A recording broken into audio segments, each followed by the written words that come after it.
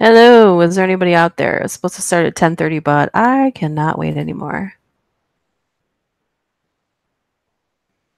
Gonna look at the chat and see if anybody is here. I know there's a delay in the chat.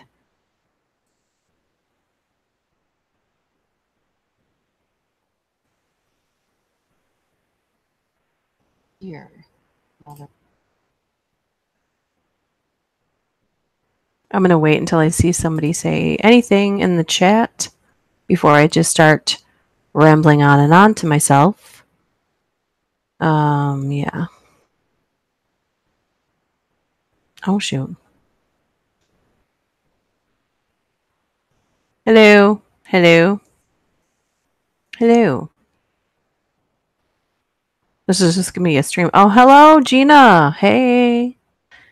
How's it going? I was about to be like, well, I guess I'll stay here for a minute, and then if no one comes, I'll just turn it off. Hey, Ruth. Brian. Hey. Brian, I hope you've listened to your renditions. Part 5 will be up Tuesday. I broke it up into 5 parts because I saw that you had numbered certain areas of it, so I just figured that you had it parts. Oh, I have a squirrel. Ha! Everything is a squirrel to me. Yeah. I had a lot of people asking questions about HorrorTube, so I wanted to do a live stream to explain it, and thought that would just help because I keep explaining it to people, and then if I just maybe make a live stream about it, and then I can post that, and then it would answer some questions for some people. So that's probably what I'm going to talk about first, so don't blank out on me, because then we're going to read stories right after that. We're sort of on day 8 of a snow-in here. Not completely trapped inside, but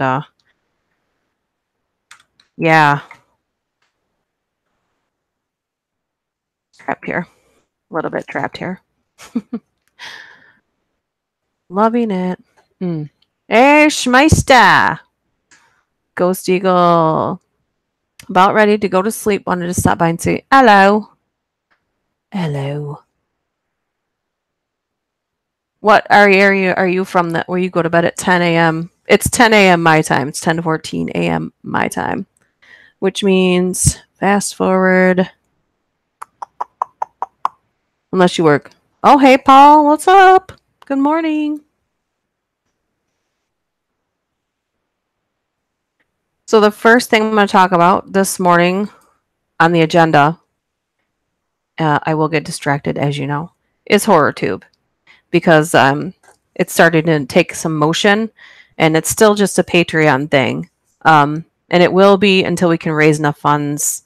There's some speculation as to how much it will actually cost, but the Patreon is for HorrorTube, so 100% of any monies that the Patreon makes will go toward the creation of HorrorTube, which is a horror site dedicated to horror creators of all kinds, narrators, visual creators, that whether that be video or special effects, music creators. There's a lot of dark music creators that are amazing, writers, people that just animate and do imagery. I want it to be a broad horizon of horror where people will not feel censored.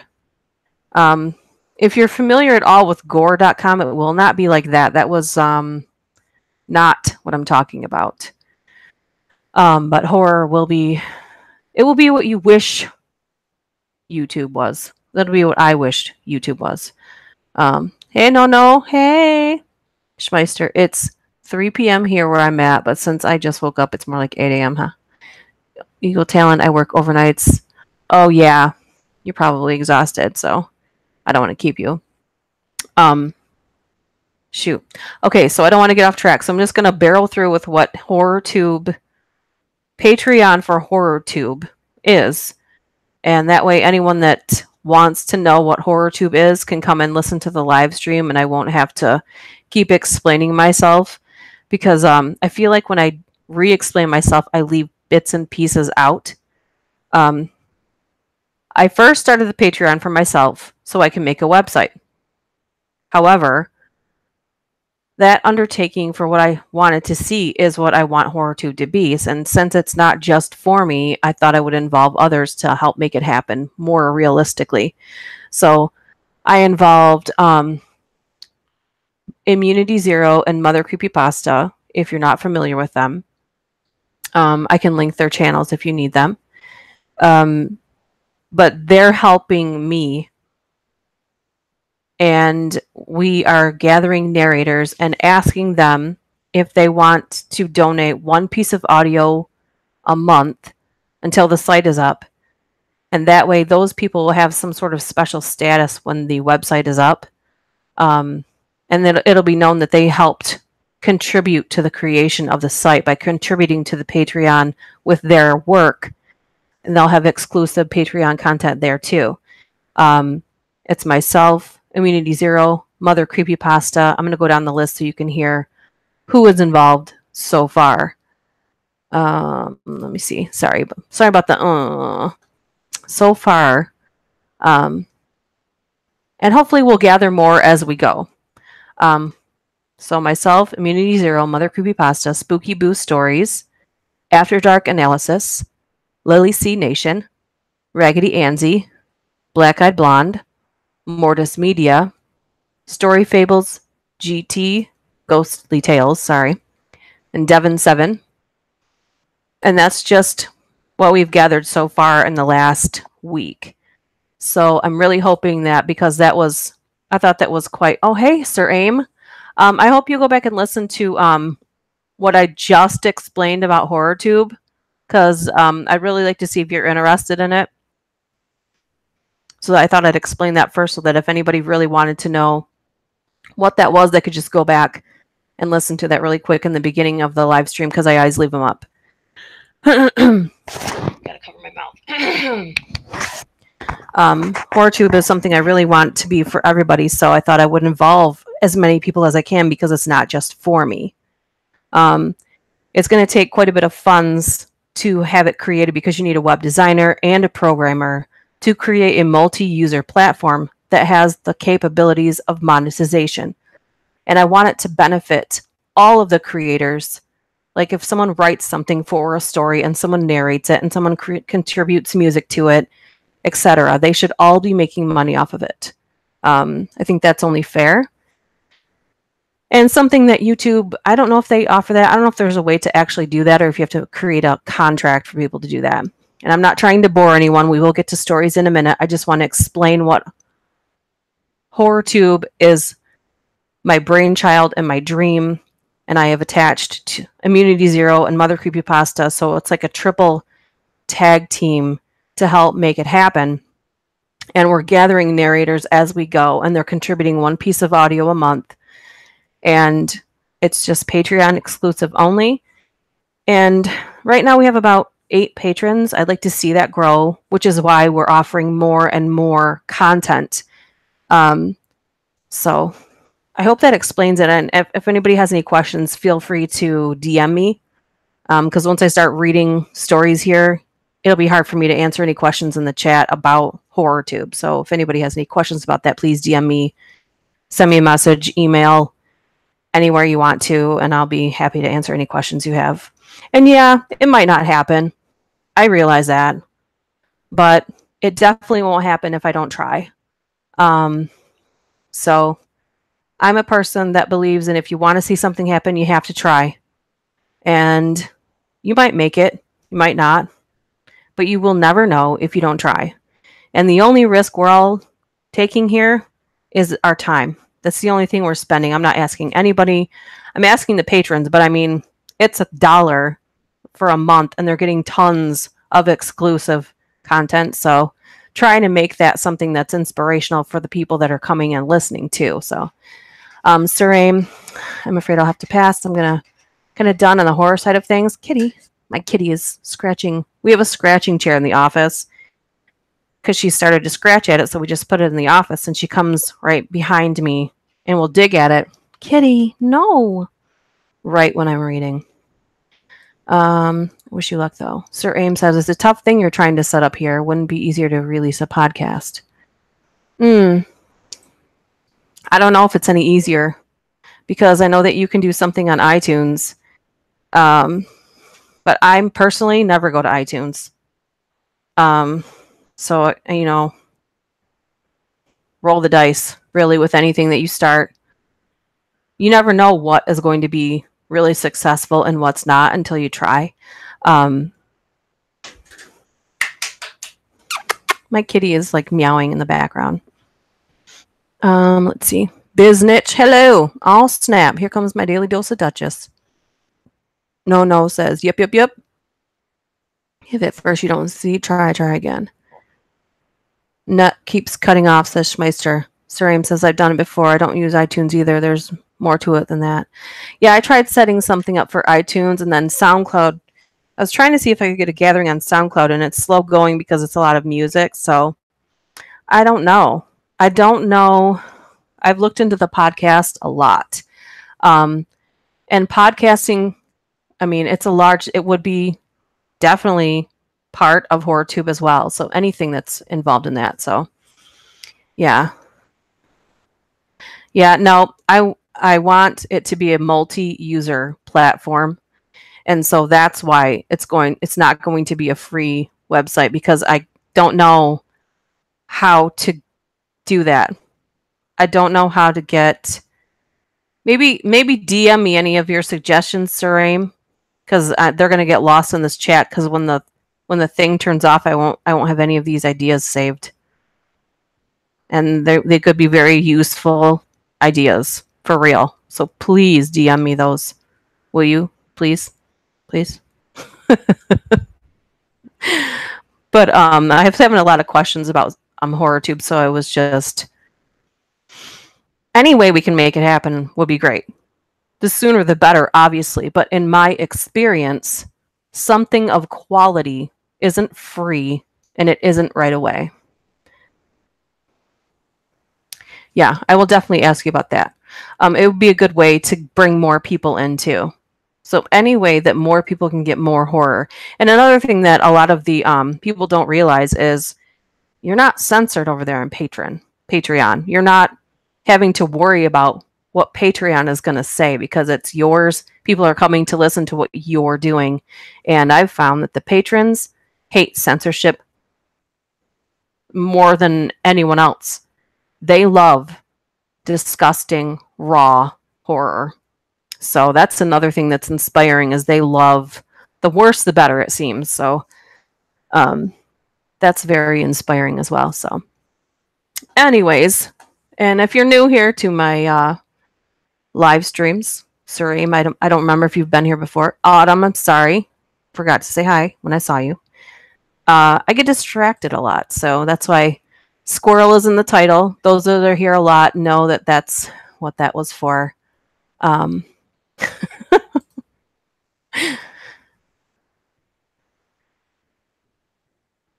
Oh, is it still working?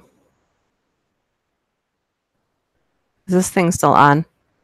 I think it's catching up. So I'm not seeing anything in the chat. Can you guys hear me?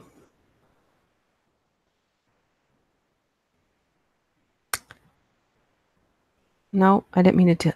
Oh shoot! I almost pressed the stop broadcast button on accident. Okay, good. Thank you.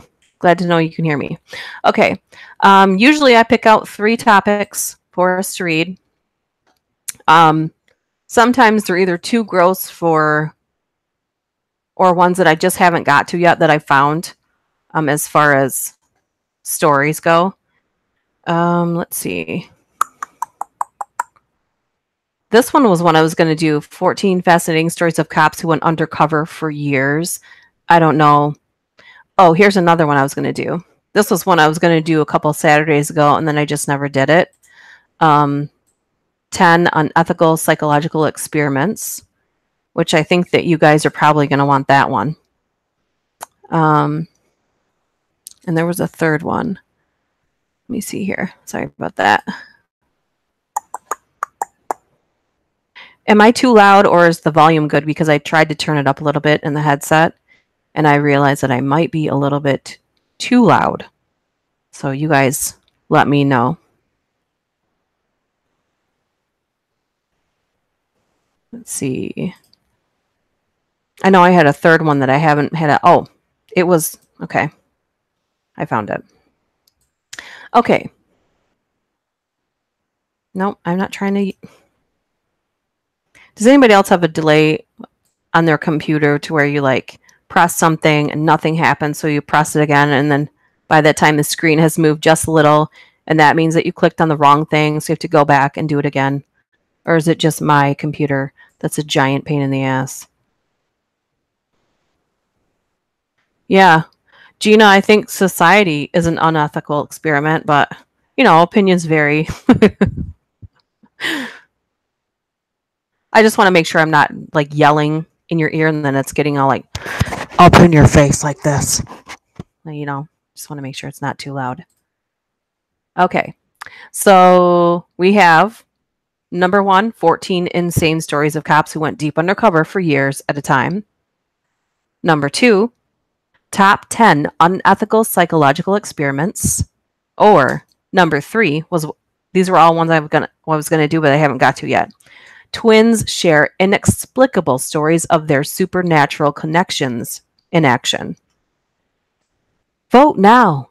Do do do do do do do do do. I only see a vote for the unethical experiments so far.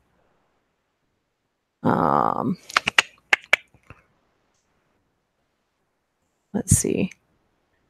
Trying to check Twitter too.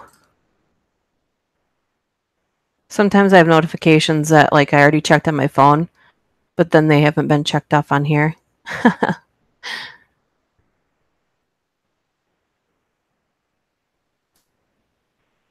Number 2, which was unethical.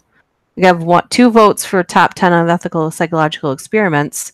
1 for the twins, 1 for the cops. I'm actually going to tally them down. How's that? So 1, 2, 3. Number 2 has 2 votes. Number 3 has 2 votes. Number 1 has 2 votes. Who's going to be the tiebreaker? I prefer the cops or twins. I'm taking developmental psychology now, so hear enough of that on a daily basis. So twins was the number, 3? And the louder the better. Twins, twins, twins. That's 4. And twins. Oh, Ruth, you voted on it twice. Oh, wow. Hey, Jen. Okay, so I guess we're going to hear about twins. Buckle in. It's going to be a bumpy ride. Maybe it will. I don't know. You know what's funny is Squirrel. I went to school with a lot of twins. I literally went to school with at least 6 sets of twins. I didn't realize that was unusual until I was older because I grew up with 3 of them from the time we were very young. Hey girl, hey. Jen says, hey girl, hey. I grew up with a lot of twins, so the fact that that's not common, I didn't realize that. And I could always tell them apart. One was a boy girl. There was 2 of them that were identical. 2 sets of those twins were identical, but you could still tell them apart. One of them cuts my hair still. So, yeah. Okay, I guess we're doing twins, and I'm done being distracted now, so let's dive right into it. Dun, dun, dun, dun. I wish there was a way, I wish I could figure out a way to play scary music in the background while I read these, but hey, whatever. Okay, this one says, twin feels her sister's car accident. My grandmother was a twin. She swore she did have twin telepathy, although she didn't like her twin very much, so it wasn't something she wanted. The biggest example I can give is the day her twin got into a car accident. I was with my grandma that day. We were we were school shopping at the mall. I was babbling about some shirt or something I wanted, whatever 13-year-old girls babble about. I looked at my grandma and her face was white. I asked her if she was okay. The look on her face scared me. She said we had to leave right now, even though we weren't done shopping. As soon as my grandmother got home, she called her twin. Her twin wasn't home. About an hour later, she got a call from her twin's husband, and her twin had been in a car accident. It was pretty bad, and they weren't sure she was going to make it. Meg, blah, blah, blah. My grandmother swore she felt the impact, but just didn't know it was wrong. But she knew it was something to do with her twin. My grandma has since passed away, but her twin is still alive. Seeing her identical twin at my grandmother's funeral was a surreal experience. Jen says, I know a lot of twins and one set of triplets. Biznich says, I have twin stepbrothers, identical. You can tell them apart, though, can't you? They usually have, like, some quirky thing about one of them, or, like, a mark. Like, one of the set of twins, one of them had a freckle right in the end of her nose. But most people couldn't tell them apart. Victor Vega. Victor is here to view. Victor is here to listen because we don't have a lot of things to show you today. We are reading 18 twins share stories of their supernatural connections and actions. And we're on story number 2, so you showed up just in time, Victor. Woman sees twins' ghosts the day he died. Both sides of my families have twins. My mom's family having a high success rate of twins or triplets. My mom has a fraternal twin whom she was close to who joined the army. Which I would think you're close to your twin, but I'm not a twin, so I don't know. The night before he was about to go back home to his wife and family, a general asked him to accompany him for a ride. It turned out the locals planned to ambush, and my uncle was killed and shot in the back of the head by militants. Mom won't elaborate, but suggestion says it was execution style. The same day my uncle died, my mom was fixing something in the kitchen when the glass she was holding shattered.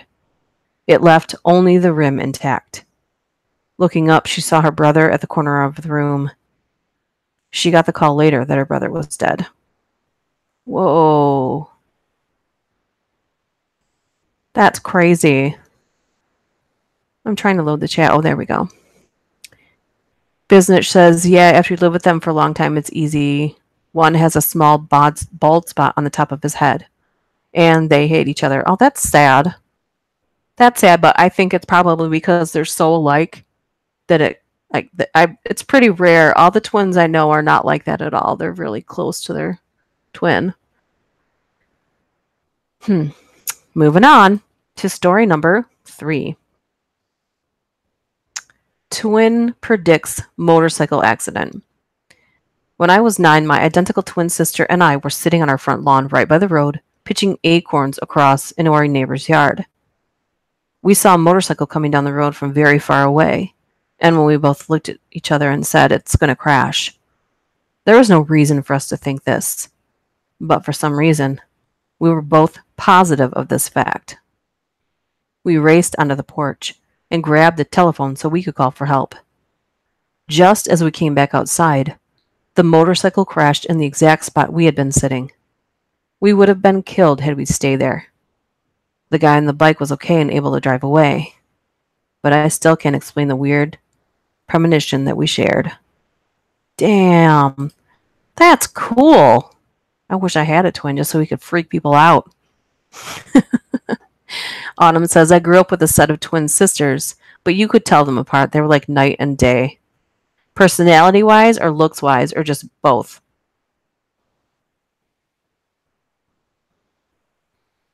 I'll come back.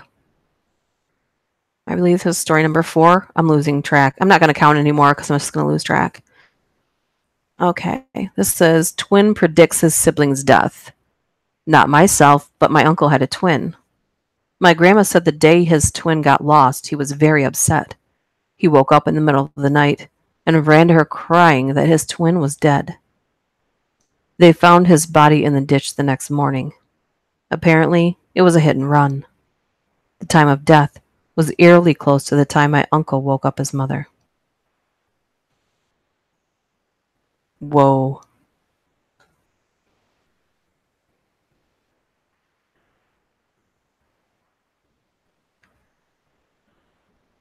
This one is predicting twins phone call. My dad always knew when his twin brother was going to call.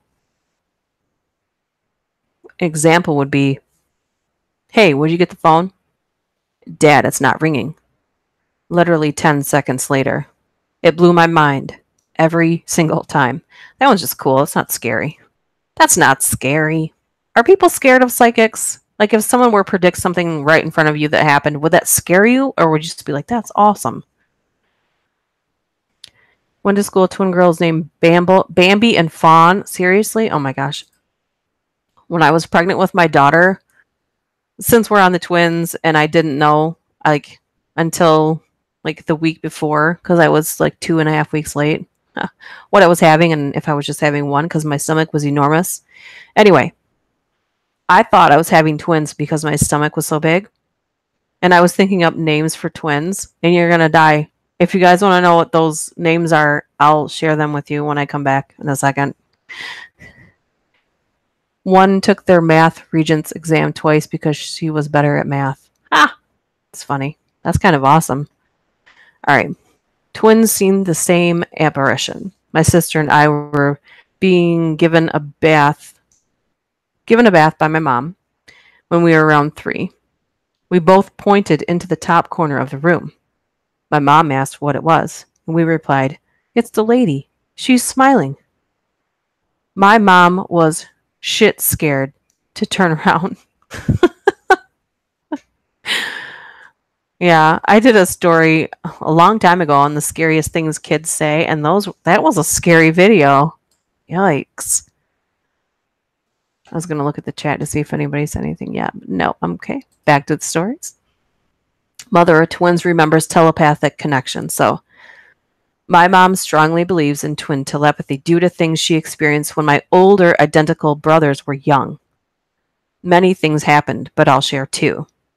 When they were 3, she was feeding one brother, we'll call him E, while the other, we'll call him D, napped. E started struggling to get out of his high chair, calling out his twin brother's name. It made my mom suspicious. She went to check on him.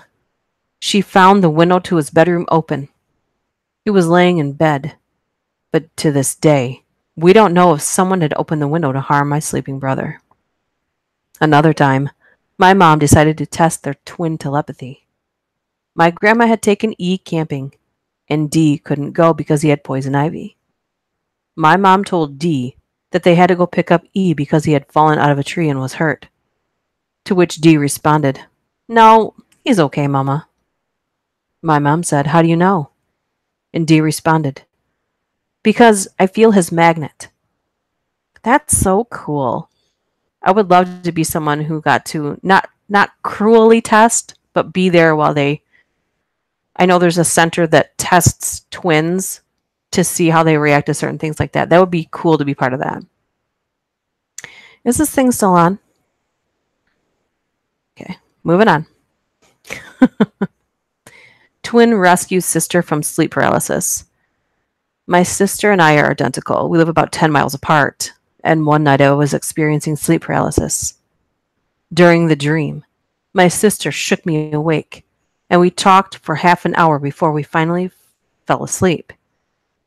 The next morning, I woke up and started talking to her and realized she wasn't ever with me that night. Instead, she was at her house. Instantly, she calls me and tells me about a weird dream she had and how she woke me up from a night terror. That's fucking awesome. Vidith is a triplet. Yes. Isn't that so cool? Vidith 22, if you guys haven't listened to him, which you probably have because he's awesome. He is a triplet.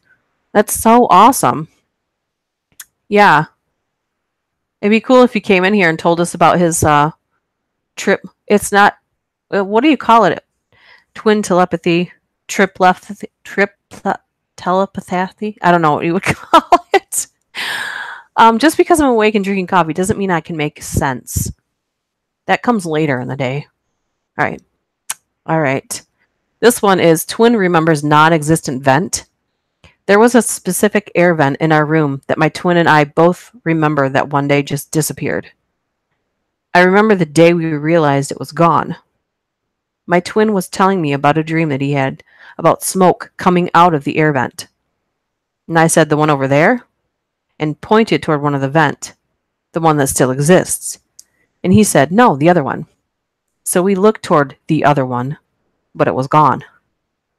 We asked my mom about it later, and her reaction was basically, "There's never been a vent there." Me and my twin both have specific memories of laying on top of the vent when we were hot. There was a shelf above it, and sometimes our cat would jump up there and knock the shelf onto us. Why would we have laid there so often, under a shelf we knew might fall on us, if there was no vent? Holy crap. That's so cool. Chug the coffee. I didn't sleep a lot either. Like, I stayed up really late because it took me a long time to make the thumbnail for my video, because sometimes it just never looks the way I want it to. I might spend just as much time on my thumbnail for my video as I do on the video. It's really ridiculous. Brian Morrow says, air vent Mandela effect. I think that there's been things in my house that I've done that too. Has that happened to anybody else? Because my house was built, I think it was 1953. And I swear there's things where I swore something was in a spot where it's not, or vice versa. I just wonder, has it happened to anybody else? Not just a twin, but just someone who lives in a house that's not brand new, where you feel like, God, I could have swore that was over there, or something like that. Like, maybe the house used to be a certain way and it's not that way anymore. All right. Just wondering. I'll come back and look in the chat. Twins in different cities share connection. My twin sister and I are weirdly identical, especially for not having lived in the same state for the last 10 years. There have been several times where we've visited one another to find out we were wearing the same outfit. When she came for Christmas, I picked her up at the airport, and we had the same jacket, same shirt, different colors, same pants on. Her daughter was wearing the same sweatshirt as one of my daughters as well. We bought the same sheets, same toys for each other's kids, and the same gift for each other's birthday. When my twin sister got pregnant, I knew before she told me. I kept dreaming she had a kid.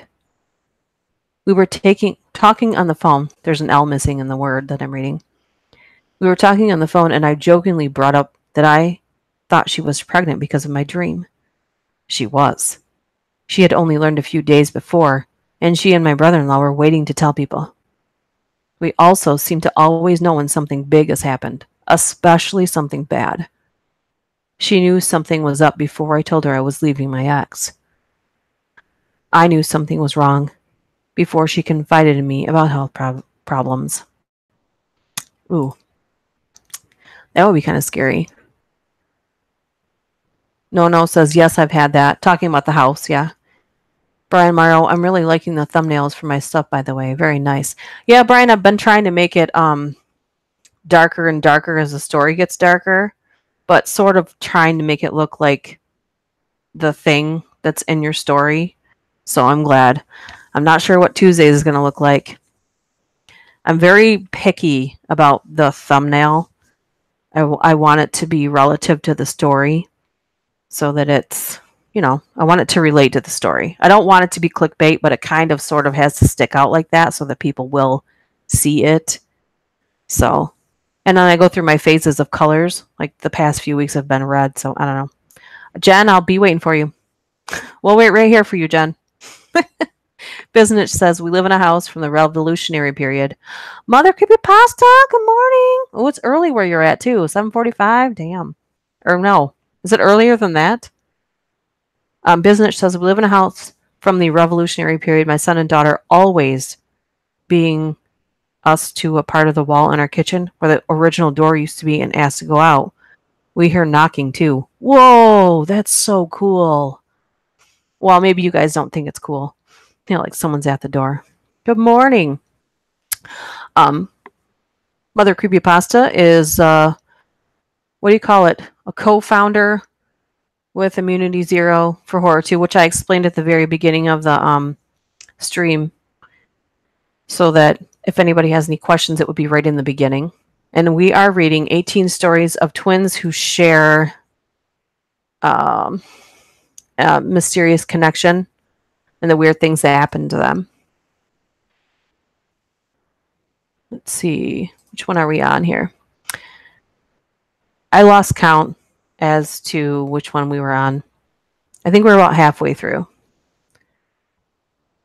This one is twin experiences her sister's pregnancy physically. My twin and I can feel physical things that the other goes through. If one of us is sick, sometimes the other gets symptoms. One time, I drank a lot and my sister woke up with a hangover the next day, and she hadn't been drinking at all.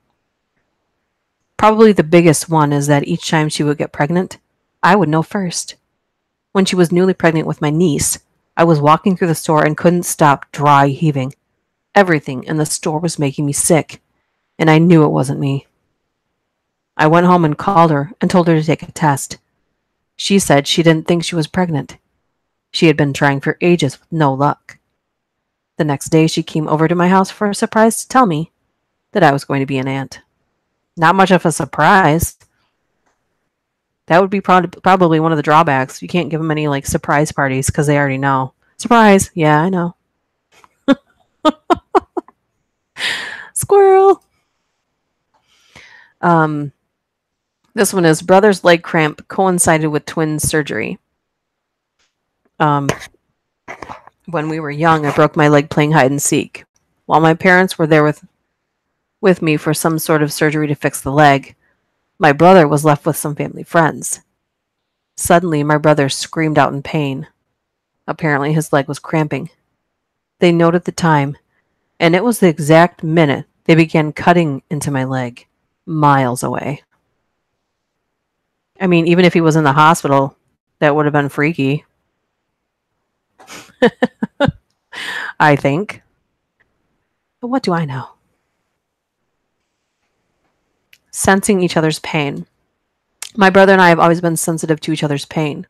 When one gets hurt, the other seems to know it. The biggest example was when he broke his thumb at a football game. I was home watching the house and the dogs, and my thumb suddenly started to hurt. I had to call my parents, looking for painkillers. Whoa. Weird. Let's see, this one is, they spoke without speaking. Uh-oh, losing my voice. Coffee. Gotta sip the coffee. Sip the coffee. Oh my gosh. All right, this one is, they spoke without speaking. I'm not sure if it's because we were twins, but I remember when I was little, my sister would sometimes sleep in my room just for fun. She had cerebral palsy and could not stand, sit up, speak, or even chew solid foods. She was always on her back or in a wheelchair and was tube-fed through her belly button. She could only make noises or blink to have any communication. I remember one night the lights were out, and she was on a mattress on the floor beside me. Was a hazard having her on a high bed in case she fell. How do you get her up, though?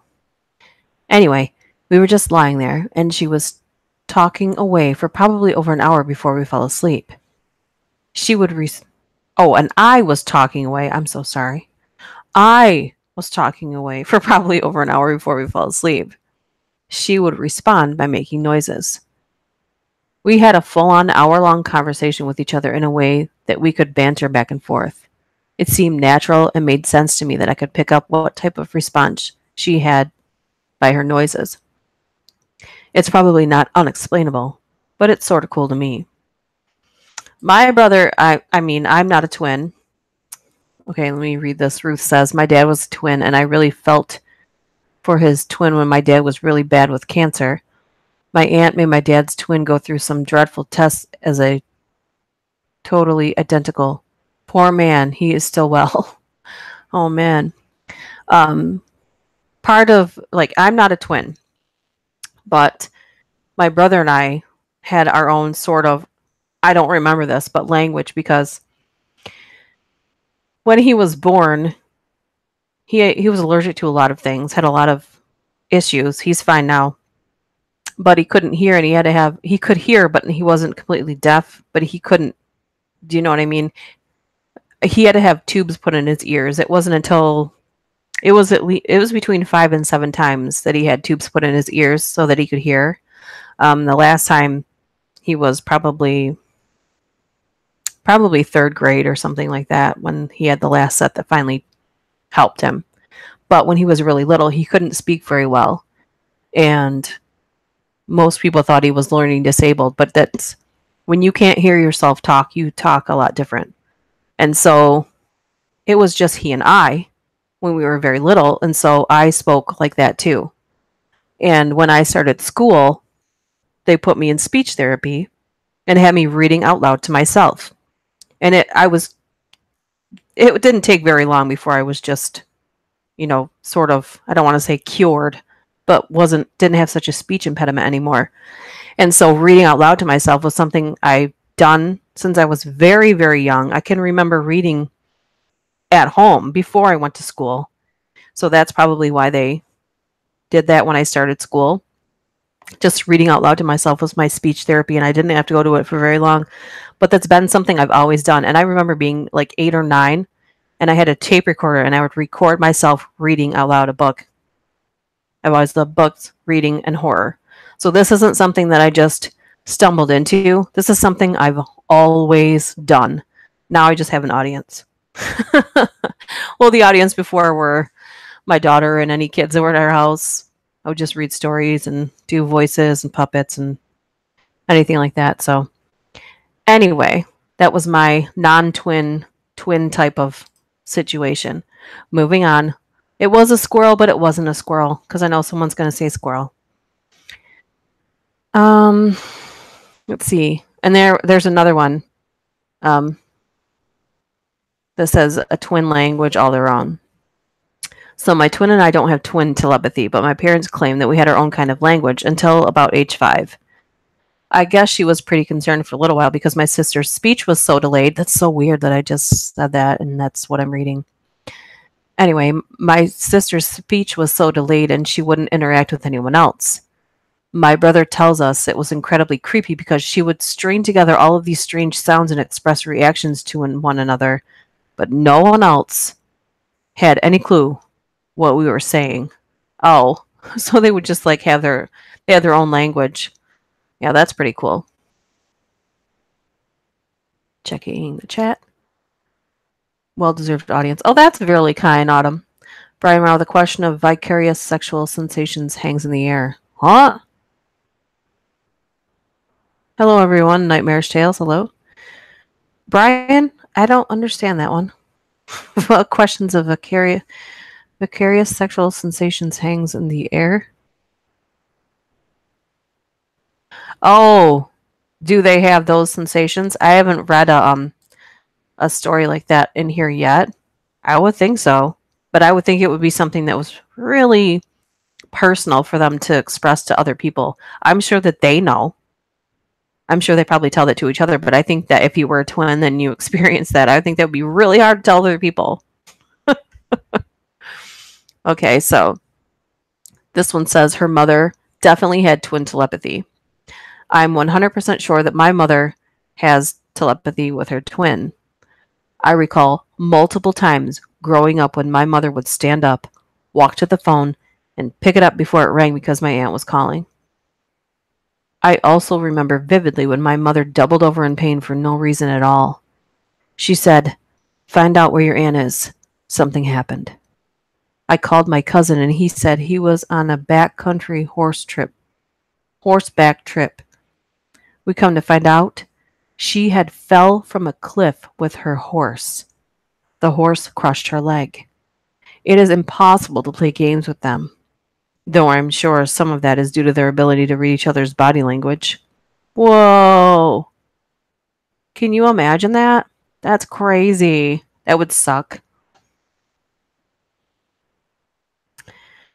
Biznich said, "Did you hear about those twin girls that wouldn't talk until one of them died?" That's a creepypasta story. I did hear about that, but I think that's a creepypasta, is it not? I don't know. Back to the stories.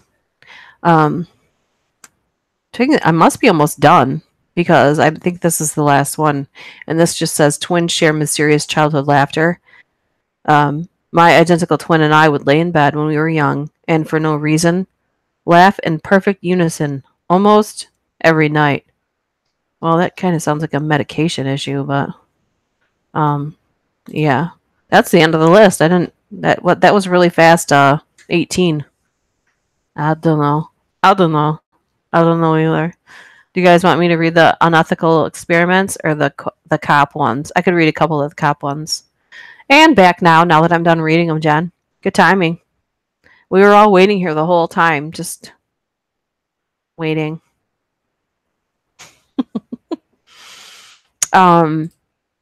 There are stories of cops who went undercover for years and unethical psychological experience, but some people in the chat have expressed a lack of interest in that one because, all right, we'll do the cop ones. Good, because I kind of still want to do the unethical experiments for the channel, so I'll close that one out. Excellent.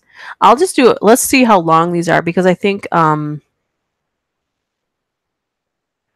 was a reason why I didn't want to do this one.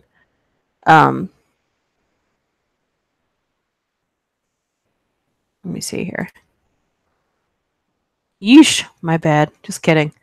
Oh, Ruth. I'm going to do that one for a video, so you just hang in there, sister. All right, let's do a couple of these ones. I don't know if I'll do them all. There's 14, and some of them might suck, so I'm going to pick like a few of them, and then we're going to close out the thing. So if you guys have any questions, feel free to start thinking of any questions that you have, but I think I've answered any questions that you guys might have had, like, ever.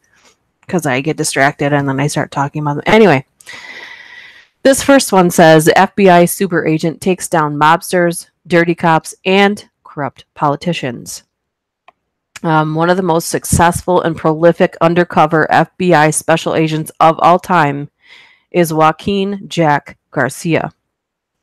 While other undercover operatives tend to lay low and draw as little attention to themselves as possible, Garcia used his massive 6'4", 300-pound frame to muscle his way into the ranks of several different crime families and into the circles of corrupt cops, often overlapping his investigations with numerous identities. For more than 2 years, Garcia posed as Jack Falcone, an associate to the Gambino crime family of La Cosa Nostra in New York City. His investigation resulted in the conviction of 32 gangsters, including several key members of the family. Concurrently, Garcia posed as a different New York-based mobster and concluded a 3-year FBI sting in Florida that brought down 4 dirty cops. During the same time frame as his New York and Florida operations, Garcia participated in 2 separate undercover operations in Atlantic City that targeted corrupt politicians and a Boston sting targeting corrupt cops. According to a veteran law enforcement official who worked with him, Garcia is, quote, the best undercover agent the Bureau has ever had. While undercover, Garcia posed as a jewel thief mobster who also sold drugs. He played his part so well, members of the Gambino crime family took him in and made him a top member in their administration. In 2008, he released an autobiography, which was adapted into a film that as of April 2017 has not been released. It doesn't give me the name of the movie either, so I would like to see that. Oh. Yeah, I already started the cop one, so that chat's delayed, I'm sure. Fake mobster crushed a mafia single-handedly. Mafia family. All right. So to curb a wave of truck hijackings in New York City that averaged 5 a day, the FBI transferred Joseph D. Pistone to the city and set him up with a fake identity as a small-time jewel thief named Donnie Brasco. There's a movie about that too, by the way, if you haven't seen it. So for 5 years, Pistone hung around locations frequented by the Bonanno crime family believed to be behind the hijackings. God, excuse me. The coffee is like trying to come back at me now. Making himself known, but keeping a low profile so not to raise suspicion. Eventually, Pistone met Benjamin Lefty Ruggiero, a foot soldier for the family with 26 kills under his belt. The two became friends, with Ruggiero vouching for Pistone at risk of his own life. Ordered to commit murders himself, Pistone had to come up with scenarios to avoid killing anyone, and even had the FBI stage a fake killing. When the family fractured and Pistone was ordered to kill a rival leader, Anthony Bruno Indelicato, the FBI pulled the plug on the operation and attempted, unsuccessfully, to arrest Indelicato. Pistone's investigation resulted in the arrest and conviction of over 100 mobsters, and effectively destroyed the Bonanno family, which responded by putting a $500,000 bounty on his head. Pistone is still in hiding with his family. His story was famously documented in the 1997 Mike Newell movie, Donnie Brasco, starring Johnny Depp and Al Pacino. And it's a good movie, so if you get a chance, see it. Yeah. Check the chat. Check the chat. Check in the chat. I don't see anything in the chat. Are people still here? People are dropping off like flies. Wah, wah, wah. I'm going to say we're probably going to read like 2 more, and then we're going to call it quits.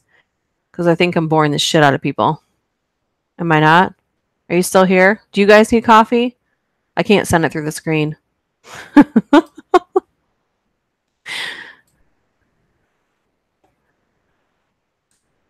Hello?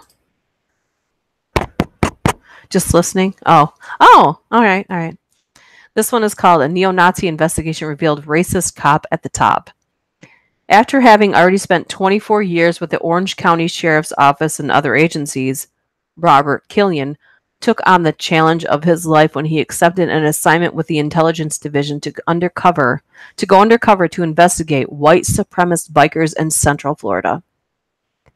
Killian, who calls himself Doc, donned leathers and jewelry and rode his Harley to bars frequented by the Outlaws motorcycle gang and 1st SS Cavalry Brigade, the Aryan Nations motorcycle gang. Slowly, over the course of 7 years, 7 years, let that sink in for you. Think about what you were doing 7 years ago. This guy dedicated 7 years of his life to take these people down. Killian integrated himself with the gangs and built relationship with August Kreis, I don't know, the head of an Aryan Nations splinter faction called Christian Identity, who offered him new membership. He was worried that his cover might not hold, but became extremely concerned when he learned the Aryan Nations deputy director was a police officer. Killian eventually amassed enough evidence to bring down 6 key members of the Outlaws and the 1st SS Cavalry Brigade and forced the resignation of the racist cop.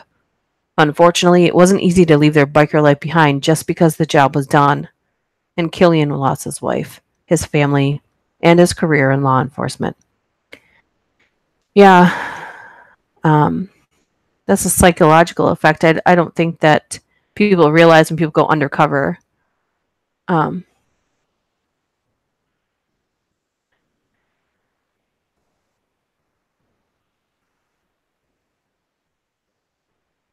Yeah, I did all my morning chores yesterday, and now I'm just like tired. I was so hyped up. It took me a long time to do the video last night because I had so much stuff to catch up to because of the week. And then I had errands to run, and then I had to clean the house, and we have a fixer-upper, so we're always like got a house project to do, a little bit here, a little bit there. Anyways, today's not a chore day. Today's a rest day for me. But I wanted to get on here, and I haven't done a live stream in it seems like a really long time, so I wanted to do one. This one is called A Cop with Ice in His Veins Brought Down the Iceman. Richard the Iceman Kuklinski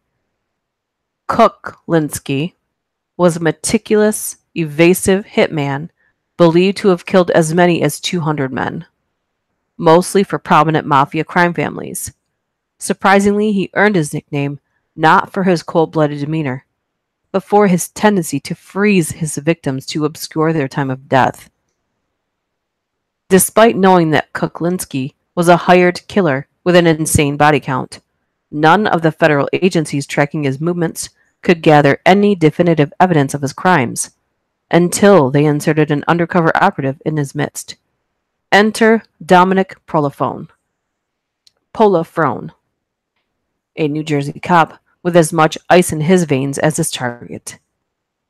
Over the course of 18 months, Polifrone posed as a hardened criminal to earn Kuklinski's trust. The pair met in out-of-the-way places to talk shop. Sorry about that pause. And Kuklinski eventually gave up enough information about his crimes. In particular, his use of a cyanide-laced hamburger to kill a gang member. For Polifrone, they misspelled his name 15 times in here. And it's like not even a paragraph long. The New Jersey Attorney General and the Bureau of Alcohol, Tobacco, and Firearms to take him down. Wow. Oh boy. I don't know. Do you guys think you could do it?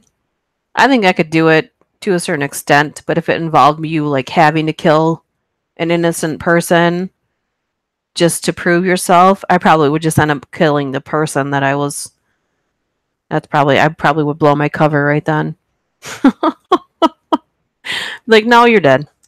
The bad person, not the innocent person. I picture myself like, I don't know if I could be Dexter, but I feel like everyone was like, oh, Dexter. That show was like, there should be someone that actually exists to take care of bad people like that. Like, of course, he was horrific and it was bloody and gory, but it was like he was doing a public service. Maybe I'm wrong. Maybe I'm too dark now. But I feel like Dexter provided a public service that like there's got to be like some serial killer out there right now that kills serial killers. Like, I wish that was a thing. But I don't know. I'm going to read just a couple more. This one is pretending to be a pervert ruined her sex life. So some police officers are natural actors destined to work undercover, while others are one-offs that just happen to be the right fit for a particular assignment. Such was the case with Lizzie James, an alias for the policewoman for London's Metropolitan Police, who went undercover as a murderer and a sexual deviant to try to lure a murder suspect into exposing himself. The full details of James' immersion into her undercover role had not been revealed. However, Paul Britton, the forensic psychologist who briefed her, said that it was essential to her cover story as a perverted murderer that she be able to describe, quote, fantasies involving group sex and simulated rape. So the case against the intended target fell apart and was thrown out of court, and James, suffering from psychological problems, weight gain, a loss of sex drive, ended up quitting the force. She later sued Metro Police and received the equivalent of $250,000 in damages. Well, it ruined her whole life, so I'm not sure that $250,000 was enough. Sometimes I feel like when they do like crime families or drug lords, or they investigate too long.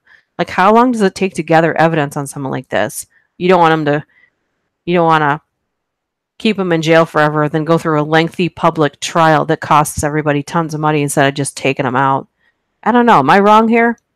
Am I so jaded that I feel like just take them out? When you find out someone is a bad person, take them out. Like, why are you wasting everyone's money and time when they could also get off on a technicality? It drives me bonkers. Hey, Vidith, I heard my brothers came up. Yep, I did. I was reading stories about twins, and then Jen came in and was like, remember Vidith's a triplet? And I'm like, holy crap, yeah. So I was like, I hope Vidith comes in here so we could ask him if you guys have, well, it's not twin telepathy, it would be triplet telepathy, if that ever happened to you guys. And Nono says, I totally wish she has a Dexter. Yeah, I wish we had a Dexter too. Maybe we do, we just don't know about it. Yeah. Let's see, Biznich said, nope, I'm on my way to close my family. I'm way too close to my family, but my little brother is trying to get into the FBI and have family members in Homeland Security. Yeah, and there's so many different branches of Homeland Security as well. Autumn says, you aren't wrong. I would love to be Dexter, but it's not worth it. Yeah, I don't know if I could actually do that. I think it would have to be very personal to be able to execute someone doing those things. like they hurt a family member or someone you were close to, or they're hurting innocent people. I don't know if it would actually go person after person.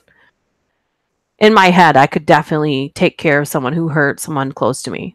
That doesn't mean I could actually do it. I think when it comes down to things play out differently than people imagine. So, Weather Creepypasta says, I wish there were more Dexters in the world and less Ted Bundys. Yeah. I can't watch the news. It seems like on a daily basis there has been some janked up story somewhere in the world. And if you haven't heard it, then all you got to do is look on the internet instead of watching TV news, because TV news will only share with you what they want you to see. I guess if we had more Dexters, we would eventually have less. Yeah, true. No says, yes, kicking it like Old Testament style. Yeah, maybe not that. Vita says, when we were talking about the twin telepathy, so it's triplet telepathy, he says, stuff like that kind of happened. We'll have like the same song stuck in our head one day. That's cool. When none of us have talked. And we'll also have the same ideas of what to do for the day. That's really cool. Because, you know how many people in the world wish there was someone around them like that, but I don't know if that feels that cool when you're the person that it happens to. So it kind of maybe, does it feel like sometimes your thoughts aren't really your own? Does it ever feel like that? Or do you just love that that's something that you have like that bond with? That, I mean, very few people get to experience that. Business says, gotta go. Hope to catch you for the next one. Me too. I don't know when it'll be. I just had a minute this morning because we're kind of snowed in here. And, yeah. Eye for an eye, yeah. Let me read one more, and then we'll have some talk, and then we'll close it up here. This one is a cop went undercover in prison to save a life, so maybe this one's a little better. Or not better, just different. When the target of an undercover ATF operation started asking around for a hitman to take out the informant that helped put him behind bars, the agency realized they had no other option but to insert one of their own undercover agents into the overcrowded prison to pose as a said hitman. Really, why wouldn't you just take the target out of the prison and hide him? Doesn't that seem like a cheaper option? Maybe it's not. I don't know. Anyways, Lenny at ATF, an ATF agent with experience as an undercover operative, volunteered to do time in the prison as a convicted criminal in order to stop the convicted drug dealer from contacting someone else to pull the hit. Though the operation was meticulously planned, Lenny admitted he didn't think this through, and he was being strip searched for admittance to the prison, where not even the guards would know he was secretly an ATF agent. And despite things going wrong, a storm caused the surveillance system to black out, making Lenny vulnerable. Word got around to the drug dealer that Lenny was a hitman who made good on his promises, and he received the contract to take out the informant.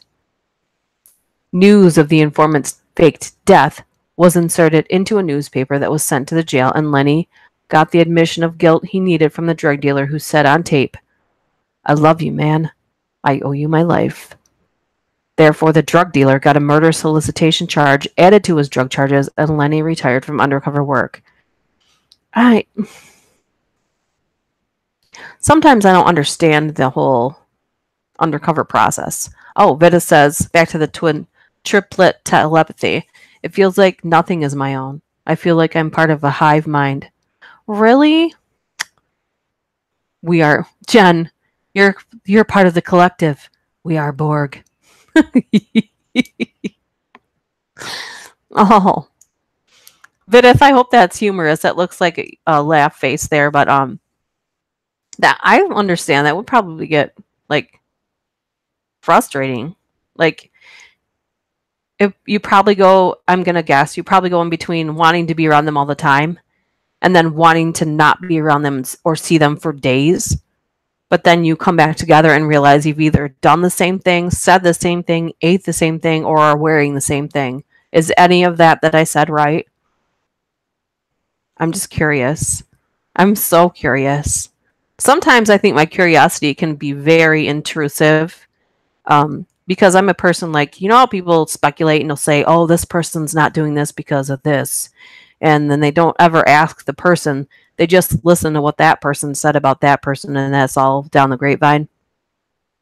I'm the person that if I heard that somebody's doing something or not doing something or whatever, I go right to the person and I ask the person, because I don't like assumptions and I don't like being assumptions said about me. So that was about my intrusive self. But my intrusive self was asking very intrusive questions about, fam, no, doing something, do something. No, doing something, do something. Secondhand gossip. Yeah, I'm not a fan of that. Are you snowed in too, Phantom? It is like, I woke up to like, this is day 8 of just massive amounts of snow here. We're supposed to go to a funeral home today at 1 o'clock, and you can't even see where the road is at in front of our house, and I don't know how we're gonna get there. Oh my gosh.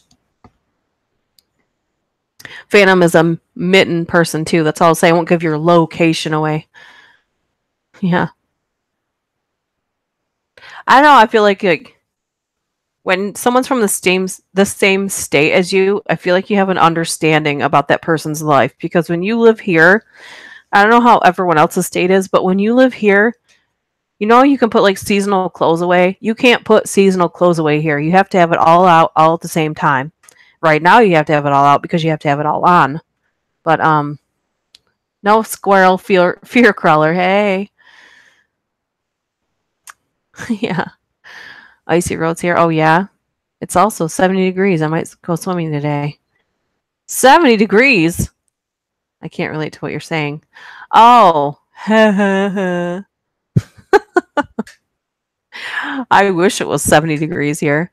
Next Thursday could be 70 degrees here. And that's what the good thing is about living in Michigan, because we can have 3 feet of snow here right now, and it could all melt, make a huge mess, dry up, be totally sunny, and then 3 days later, back to a snowstorm. Your snow makes me appreciate Texas no more. Back to the triplet telepathy. Vita says, yes, it's very strange. Luckily, we don't share the same tastes or outlooks on life. When I talk about my sis, she's my adopted sis. She is closer to me than my brothers half the time. Yeah, there's some separation there, so probably. And then she knows you all, so. Oh my God, Harry Reeds is alive, everyone. Oh my God. Phantom says, hi, by the way, Autumn. Same stuff here. Yeah, it's Missouri. Here, wait 5 minutes and we have different weather. That delves into soul bond. Yeah. Vidith is a deep person, and I can definitely appreciate. I feel like Vidith and I could get into these like deep philosophical conversations that you get lost in time about. And then like by the time you're done talking, you've confused yourself as well. I've done that all the time, which, as you know, squirrel. Other people are twin here. Autumn says Harry. Vidith says fear. Harry says, was I assumed KIA? Kansas. Jen's from Kansas. 2 people are from Missouri here. Vidith. Fear says Vidith. Mother Crew says we just get rain and sometimes sun here. Yeah, I'm a big fan of that area, Mother Creepypasta. Like I've always admired that area. Is beautiful. I've always thought I was going to move to that when I was younger. Some of my friends did move there. That's why they came back, but some of my friends did move there for a time when I was younger. Squirrel. You and Spooky Boo are like twins. Huh? Who's like twins? But if I'm from Canada, Texas. Yeah. It's a unique place. It's like a time warp. Vidith is from this like, it's like a wormhole where time stands still, but fast forwards and rewinds at his beck and call. Phantom says, I was in her stream the other day in the chat, and just the way you converse, just for some reason, seems similar. Oh, she's distracted too. I think that comes with mother territory. It happens. Something happens to your brain. I don't know. Vipple 22. Maple Vidith. Harry says, Harry, you said Harry is alive as if it surprised you, which scares me. I don't think anyone's seen or heard from you for a while, so yeah. Madam Raven, hello. We get tons of snow. At least we used to. Oh. Jen says he's a Texadian. Yeah, that's a cool name. Nothing and everything matters. So true. Mother Creepypasta, pretty sure in the Northwest, Pacific Northwest. Yeah. Yes, Mother gets it. I would just love to visit just the rural areas, and I mean, just the imagery I've seen is just gorgeous. So I'm jealous. I'm jealous of it. We have some of that here, but it's just like the weather here is so unpredictable. I'm surprised we have any vegetation that sustains life here because it's so like, I don't know. It's really difficult to be a farmer. I feel bad for the farmers that are around here because it must be very costly to drain the fields and then water the fields that were soaked a week before. How's it going, Jen, Autumn, Vidith, Fear Color, Harry Reads. Hello, followers. Vidith22 here. Mother Creepypasta. I'm okay, Phantom, Madam Raven. Thank you for joining me as we delve into the dark together. Yeah, is that at the beginning of your videos now? That should be good. That would be cool. Be sure to click the bell icon. You know, I never tell people to subscribe. I never tell people to like. I've only done it a couple times when I remember to say or like, share, subscribe. I really should do that, shouldn't I? It's winter every day. I feel like this is one of the years, because the last 3 years here, there like 2 of the last Christmases before this one, literally didn't even have the heat on. But I feel like this is one of those years where it's gonna snow until middle April, and it's gonna be really annoying.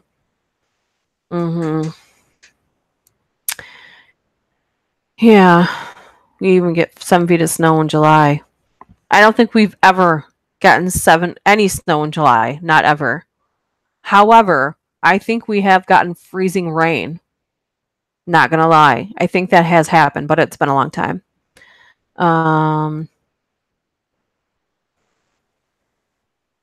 What now?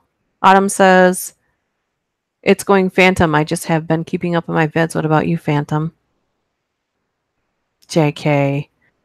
Vidith at the bottom of your screen so you don't miss a moment of bone-chilling content. Yeah, I need to say that in my videos. I never say that. I'm just like, well, if they like me, they'll stay. I never like say anything. Oh my god. Your Crawler says enjoy. Mother Creepypasta says thanks for asking, Phantom. Just getting ready to smash in all my errands and in my one day my off. Yeah, all. I'm just enjoying my time off from work. Me too. I don't want to have to put. I just want to stay in my pajamas all day. Vidith, and I'll see you soon. I like how you drag that out through the chat. Phantom, I'm. Mother Creepypasta, that made me hungry. I want to smash some food. That sounds good. I have cinnamon rolls in the fridge that I could make. Beer Crawler, haha. Harry says, dab. Autumn says, cool, I have tons of housework to do. I thought you were doing chores while you were listening to me. I thought that's what was happening, Autumn. Maybe that was 2 other people. I don't know. That's a bad word, Autumn. Yeah. I hiss at that. Ugh. You got to be extremely dramatic and cause a lot of problems. That's the best way to do it because negativity sells and people pay more attention to that than positivity. So should we like start a pretend fight? Okay. To answer your question, D, those are at the beginning of my videos. I should do something like that. I just don't. I forget. I don't know. Ew, someone smashed my toilet, so I have to clean it. I don't know why I just pictured it being full of stuff when you said that. God. Autumn, no, just listening and coloring. Yeah, I want to create some art today, too. Of course, the art just might be like patching some drywall. I don't know. Fear Crawler says, hello, followers. Video22 here. I'm going to read the contents of this box of cereal in front of me. This is what my content has become now. Shameless endorsements, done entirely in ASMR. You know what? I was going to read something in front of me, too, that said something like that. Like, just like, right Right in front of me, I have a flooring sample from Home Depot that I picked up yesterday. The Allure Plank Grip Strip Resilient Plank Flooring. Style color, khaki oak. Plank size, 6 inches by 36 inches. Internet SKU. I won't read you SKU. You don't need to know a SKU, do you? Oh, Jen. You've been smashed by Harry. I'm just reading the chat now. You guys are cracking me up. Glad I'm not married these days. I can be lazy with impunity on my days off. Well, I'm married and I'm lazy as hell because we did a lot of stuff yesterday, so we might just be lazy today. Such girth. Fear Crawler says riboflavin, red dye number 4, flaxseed oil. What? What did I miss where you would say that? Oh, cereal is a lie. We are nothing. Life is endless. Vid22 is nothing without me. I am nothing without him. Smashing reads, Harry says. Now read the ingredients from this bottle of water. Does it bother anyone else when you're hearing the word thirsty? When you hear the word thirsty, does it not make you just a little thirsty? Like you need something ice cold and refreshing? This used to drive my brother crazy. So I used to do it on purpose, but I used to say, Duncan Hines cake is moist and delicious. And he would just go, oh.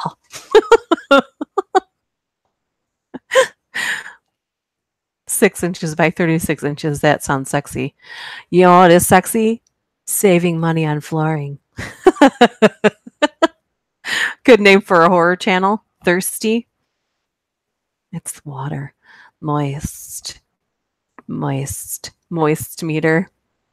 Oh my gosh, that would be the coolest thing if someone could come up with a moist meter. Why, you hate the word moist, Jen? I have a video that I made I was really excited about. I don't think it was that good, but I wrote the story called Moist for last Thanksgiving. Actually, just Thanksgiving of 2016. And the lady that was the thing that she said. Moist. Like that. Blah. Very sexy, Duchess. Yeah. I'm gone. Time for work. Good luck. Have fun, everybody. Smoke cloud. Poof. Video 22 out. Moist reads. Oh my god, that's so funny. Moist reads. That should be a channel. We're going to see a YouTube channel called Moist now.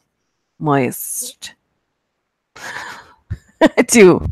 Ew. All right, I'm going to wrap it up too because now I've been in here for quite a while. I was just going to get on here for a few minutes just to go over some stuff, but went a little longer. Moist. Oh, you watched that, Brian? Oh, man. I might redo some of my older things because I really like the stories, but I hate the way I read them because I still was trying to find my cadence, trying to find the way I read stories. I think that happens for everybody that does something like this. I just got here. I was, well, I don't want to give your location away, but I was telling my husband that you're in the same state and thought it would be cool. There was there's an abandoned asylum somewhere in, I think it's in, is it Plymouth?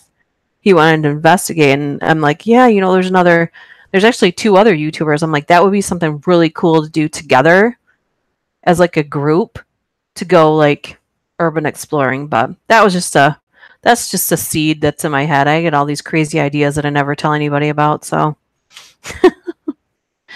I had to drag Vidith and Fear in here. Yeah, bye. Okay, yep. I'm gonna wrap it up and I'm gonna say bye and thank you guys for coming. And part 5 of Brian's story will be up on Tuesday and then Saturday. I hope to do a serial killer Saturday for Saturday because I tried to do one yesterday and the time got away from me, and those things take some time just to make it look good.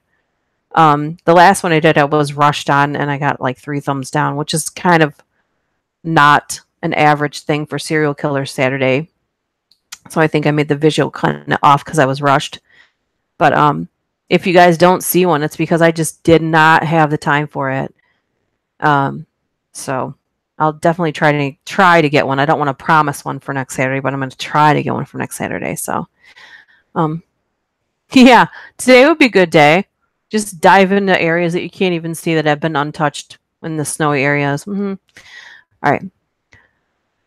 Don't pay attention to the dislikes. Yeah, I try not to. Yeah. Okay, bye. Okay, so if you don't know, in our household and on here, we have a way that we say goodbye. And it's meant with love, but it's also meant to mock those that do this. So I'm going to say, yes, Jen has a bunch of stuff that I have saved. And that, Jen, you're the Tuesday after Brian's. Jen's going to get her stories read back to back. So you guys can look forward to that. So until then, I'm going to say, love you guys. Thanks for coming. And bye.